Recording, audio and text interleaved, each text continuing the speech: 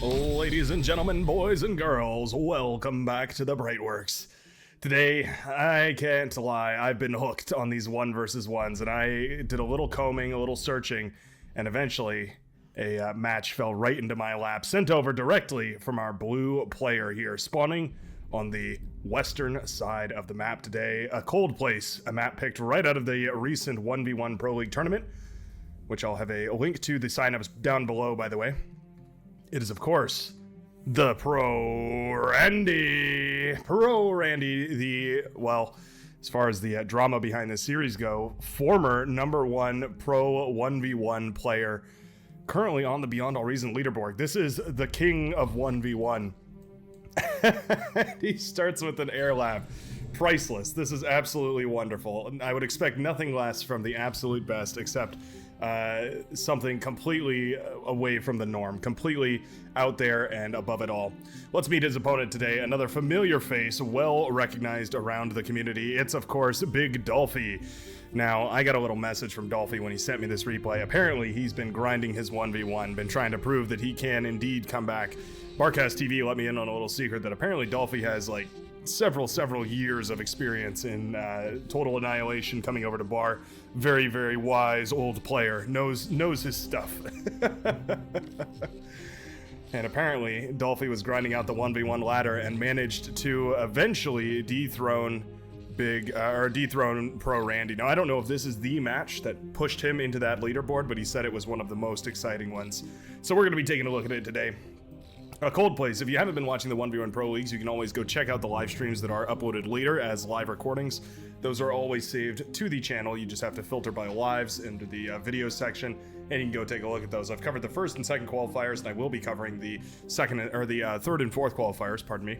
And that should be a lot of fun. It should be really, really cool to see if that can, if maybe some of these players will make a guest appearance on those shows. So far, I don't think we've seen Randy, and Dolphy has protested to playing, but I would love to see Dolphy maybe joining up and signing up for those 1v1s, showing us what he's got. Okay, so a scout has been produced, a bomber has been produced. That's the aggression here from Randy. Coming in to try and do a little damage. The anti-air tower starts up immediately. Understandable. The metal extractors and wind turbines all go down there as the Whirlwind here will drop its heavy payload and take down some of that early T1 infrastructure. Those heavy impulse bombs can do quite a bit of damage here. 2 metal extractors down for the cost of a single bomber, not to mention all those wind turbines. Definitely well worth it, and Randy's probably pretty happy with that performance.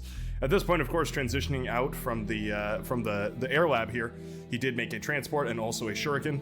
Shuriken to paralyze some of these early units, of course, and the transport to maybe move the commander or some constructors, maybe build power. I'm sure we'll see all of it here in this match. Now, Randy is not done with his bot lab yet, and so for the time being, there's no answer to this this grunt. It will be paralyzed, so I suppose that's his answer right there. Figures that we might as well just accept the temporary solution in the meantime while we get a little bit of bot lab build power up and running. Calling for a vote to lock. Apparently there was quite a lot of people spectating this match. They're calling some sort of a vote to lock. Keeps people out, keeps the riffraff out, interfering with the pro level 1v1s. Moving his commander around with the transport, that's anticipated here. That's not going to be, that's nothing out of the norm here. Moving the commander around with that transport is going to allow you to very easily, very quickly get it over to these metal extractors and start mining some of this metal out of the ground here. Potentially just going to be increasing the economy here. Now, a lot of aggression up north here for Dolphy. It looks like he's sending all of his forces up north, a lot of these grunts here, in order to try and push forward. He did include a trasher, which is very nice. That trasher is going to provide the anti-air that he needs in order to shut down those shurikens. There's a risky interaction here where this commander is picked up by the transport, accidentally flies over the trasher and gets shot out of the air. That'd be a really tragic way to lose this pro level 1v1, but I could certainly see it happening. Yeah, the trasher's moving in. Uh-oh. Randy's in a little bit of trouble if he accidentally over micros here. Now, Randy did see the trasher because his shuriken did get shot down, so he has to certainly he understands that there's something out there capable of shooting down his air units, so maybe that's why he's a little hesitant here. Microing back the grunts that are injured from the scrap on the front line. the scrapes on the front line, the boo-boos. Gonna pull them back, gonna make sure that they get the love and care that they need. Randy cares about every unit in his army, not just the T3, not just the T2, but even down to the lowliest grunt. Trash is gonna pop out of the water. Does pop out of the water, well, okay, there, it's gonna start firing at the transport. Ooh, it will make it out of there alive. All right, transport barely escaping in the nick of time here. But now that transport is really low on health, so I'd be so wary to pick your commander up with a transport that low. Yep, and Trasher can just dip into the water here. Dolphy is slow expanding, so he's building turrets along with all of his metal extractors. I like that quite a lot. Light laser tower is very effective against these grunts. There's no problems dealing with those. Oh, also, I should also announce that for anybody who was curious, and probably most of you who were watching, yeah, there was a bit of a video editing, recording snafu. There was some shenanigans going on. Anyways, all that should be cleared up. I guess I'll see by the end of this when I review the recording. I guess it's a bold thing for me to say, but as far as I'm aware, all the settings have been reversed that were edited for streaming.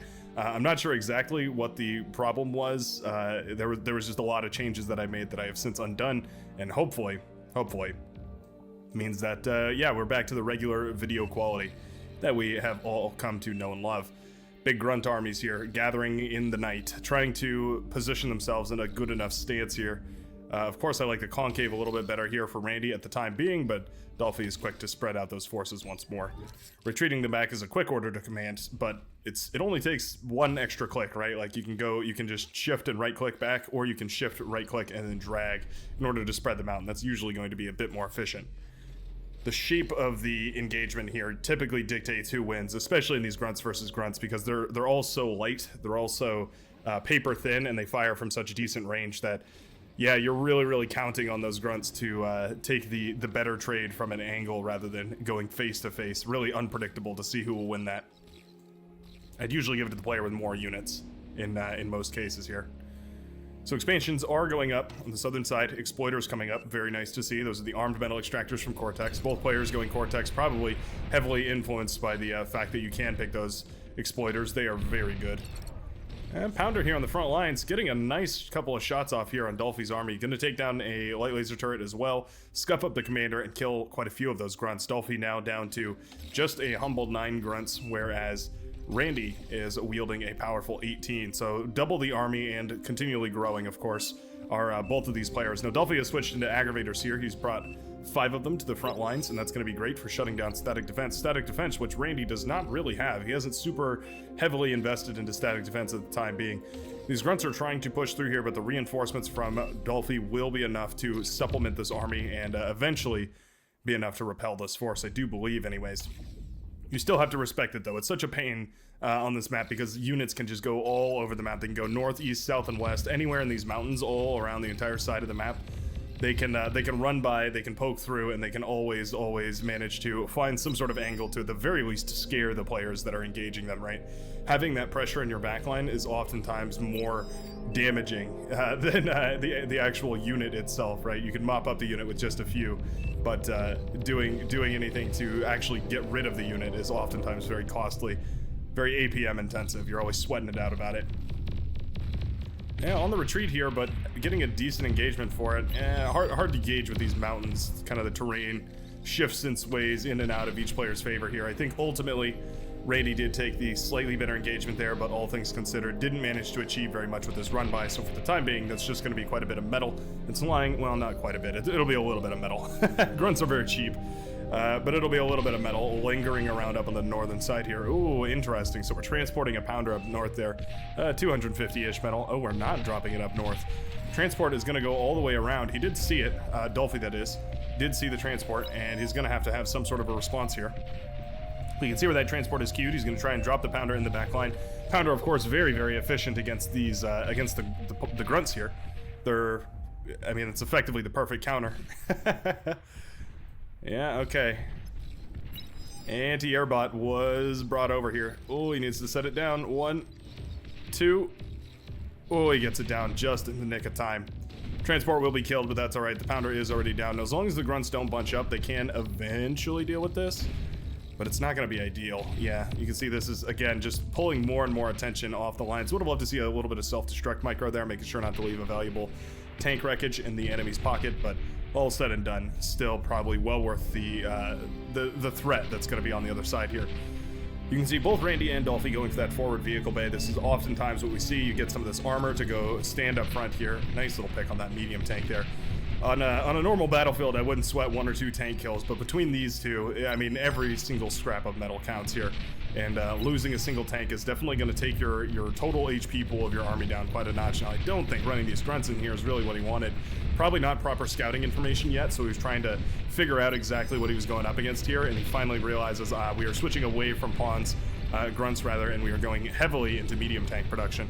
A little bit of a push here. Yeah, these tanks thinking about going in, but instead realizing that they're a little bit in for their heads, I guess I could say, and going to retreat back off the front here. Dolphy using that push, though, to extend his laser tower front line ever so slightly. Yeah, Exploiter's very tough. They're very, very sturdy unit, but enough medium tanks and eventually you're going to burst them down regardless. Yep, Dolphy moving the commander in, trying to eat up as much of this metal as possible. Definitely a huge advantage. No aggression on the southern, well, it looks like there was a little bit of aggression on the southern side. Those were forces of Randy's, and it looks like they died for a good cause because there are no enemy units from Dolphy to be seen. Never mind, I read this incorrectly. So Randy did try to do a little bit of aggression on the southern side. Dolphy did pick it back up. It's funny how much you can tell from the ruins and the wreckages of a battlefield. The survivors tell the story. Anyways, medium tanks here are falling to ruin, but Dolphy is being sure to eat all those up with a resbot that was lovingly brought to the front lines to chew on all that delicious scrap metal, fold it back into new tanks, and eventually further the war machines here. Excellent deacon there by Randy. Did manage to kill that big cluster of tanks, and that is going to be a lot of those going down. Now, there are some grunts that were also aggressing from the northern side, taking a great engagement against Randy's forces. Yeah, a lot of Randy's grunts did go down right there because those grunts moved in. The grunts from Dolphy moved up and around and down from this side. Let me pause the game real quick so I can explain that in better detail. Okay, so Randy had his grunts postured in this sort of a line right here. What Dolphy did was he moved his entire force up in this direction and then postured them in this kind of a formation, at which point all of his units were able to fire on the individual units going down the line of Randy, meaning that all of his grunts effectively traded a lot more efficiently than all of Randy's grunts. That's why there's so many more corpses here for Randy than there are for Dolphy. That's a very niche battle move, but it's exactly what I was talking about. The position that you put your units in is going to dictate a lot about how these battles turn out. Anyways, resuming play here, and we can see Dolphy continually building these laser turrets. They're not very effective as far as killing anything goes, especially these artillery pieces that are just gonna continually besiege all of this over here, but still always detracting from the rounds in the chamber. the amount of shots that those Wolverines have available to them, because of course every round that they fire at a laser turret is one less round that they're going to be firing at, say, a whole bunch of grunts or tanks or anything else that's going on here. Aggression down on the southern side of the map here. Spotted that on my mini-map, which I've been still trying to remember to use more frequently. Always learning, right? Constructor from Randy going to be caught in the open here. It's actually a little bit sloppy. I really think that should have at least been accompanied by some units, but maybe even just building some static defense, pushing forward. Building some static defense, pushing forward. Baby steps, right? Exploiter here is pretty good. This round bonus is better, though, and I think these grunts are eventually going to flash down that advanced armed metal, or not advanced metal extractor, but just the regular armed metal extractor. They will continue their little push down south here. There's another exploiter, though, and I think eventually, a lot of this is going to be mopped up here by the residual forces being pulled away from Randy's front line. Dolphy did manage to eat up quite a lot of that wreckage field that was out here.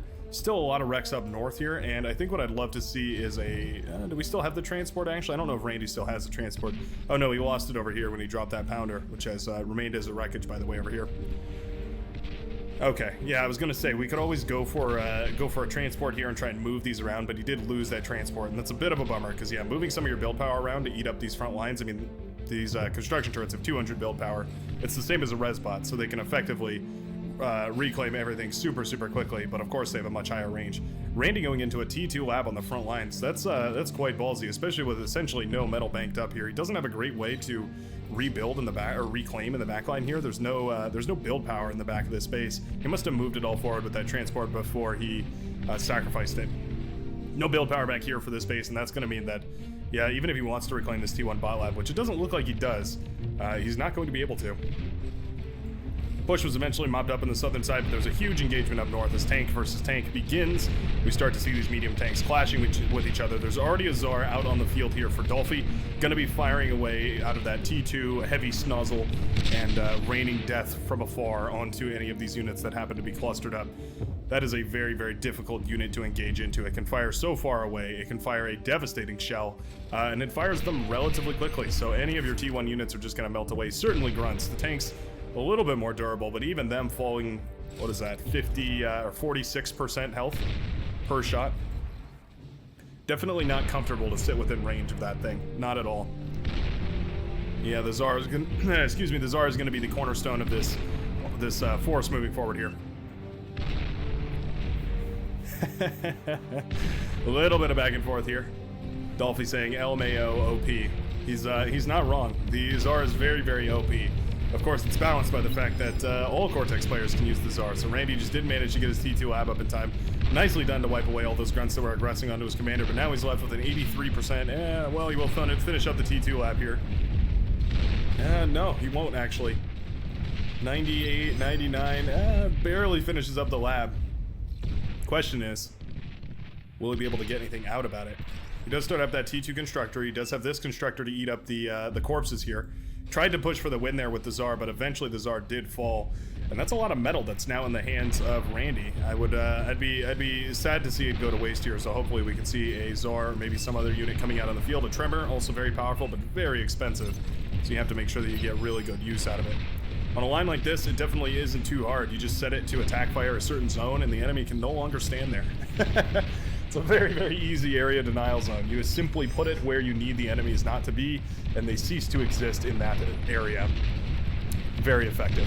Highly effective. It's one thing I always have to accredit Cortex for. Their units are effective. They may be heavily reliant on raw brute strength and physical firepower, but, you know, there's something to be said for it. At this point, the forces of Randy are just too thin, and there's not really anything to mop all this up. He does manage to get a Tiger engaged against the Tsar. Congratulations to them. Excited for the ceremony here, but unfortunately that Tsar is looking for a divorce as it shoots down that Tiger. That's a weird comparison. That might be the first time I've ever made that comparison on this channel. Randy in a lot of trouble. The Banisher from long range, and that's going to be Randy's commander going down on this extended frontline engagement here that went all the way up to Cortex T2 and ended with a shot from a long distance. Banisher indeed banishing Randy out of first place on the leaderboards, meaning Dolphy has secured it. I have to go double check that after this match, but I'm fairly certain that he is now reigning in as the number one. At least that's what he's told me. Thanks a ton for watching. I know this is a bit of a quicker one. I do hope you enjoyed it. I've been really hooked on these 1v1s. I'm super excited to cover them. I'll have more and more coverage, as I mentioned earlier, of the qualifiers, both round 3 and 4. I'm going to try for 4. That's the EU time zone. We'll see how that goes. But all that will be live streamed right here on YouTube, so feel free to tune in if you'd like to pop in and say hi or come watch some absolute top-tier gameplay. Apparently, according to Barcast TV, there's going to be some real heavy hitters in qualifiers number 3, so be there or be square. Anyways, thanks a ton for watching. I will see you in the very next videos. I hope you have a great rest of your day, folks.